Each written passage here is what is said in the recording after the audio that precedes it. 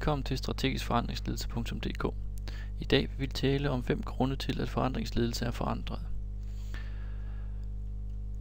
Der findes stadig virksomheder, der ikke helt kan give slip på ideen om hastig forandring, og at forandringsledelse består i at gøre det samme som sidste år. Denne forventning om, at verden udvikler sig lineært, har typisk en dårlig indflydelse på at geare deres forandringsledelsesprojekter til realiteterne.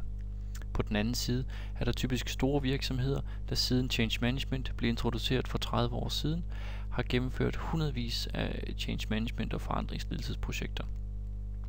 Disse virksomheder har gjort sig de typiske erfaringer, at kun mellem 20 og 40% af projekterne rent faktisk giver de resultater, de var forventet at gøre.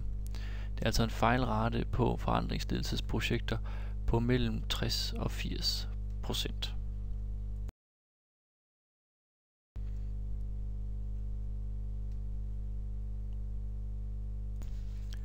Hvis man laver en hurtig Google-søgning, så er der massevis af forklaringer på, hvad Change Management og forandringsledelse er.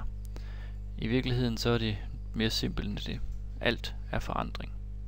Forandringsledelse omfatter et alt for bredt spektrum af forskellige projekter og opgaver til at lave en enkelt definition.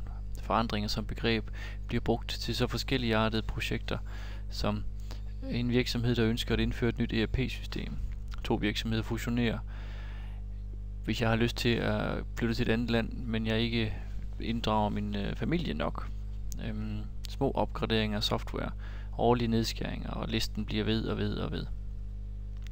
Vi kan finde eksempler på forandringer overalt, og derfor er det også svært at komme med en konkret definition. Hvornår er der tale om en reel forandringsproces, der kræver forandringsledelse, og hvornår er det bare en tilpasning til ændrede forretningsvilkår? Kan man bruge den samme model til at beskrive forandring i både store og små ændringer i forskellige systemer? Skal vi anvende en projektmodel til forandringsledelse i alle områder af vores liv, vores samfund og ikke mindst i vores virksomheder? Sociale systemer er i konstant forandring, både planlagt og spontant. Så udfordringen for os som forandringsspecialister må være at finde ud af, hvor vores snitflader til andre er. Forandring er et stærkt ord. Det føles måske som i går, men et af de ord, der bragte den amerikanske præsident Obama til magten, var netop change. På en eller anden måde lykkedes det ham at give ordet en positiv drejning, for i mange organisationer har ordet fået en dårlig klang. Der har været så mange projekter, der er blevet sat i gang med flag og farver, for blot at forsvinde i en sky af undskyldninger og håndvask, at alt det positive, der er forbundet med forandring, bliver glemt. Hvis man går lidt tæt på medarbejderen, så har de fleste mange gode idéer til, hvordan man kan gøre ting bedre og anderledes i de fleste virksomheder. Så det er altså ikke fordi, de er imod forandring som sådan. Det er snarere en reaktion mod misbruget af ordet. Der sker tit det, at ledelsen iværksætter et forandringsledelsesprojekt og starter med toppen af pyramiden. Når hvert niveau af medarbejdere er blevet forandret, så går man videre til den næste. Denne tilgang gør, at forandringsprojekter kommer til at tage lang tid. Når projekterne så er halvvejs igennem forløbet, så bliver der iværksat et nyt projekt for at fremskynde det hele.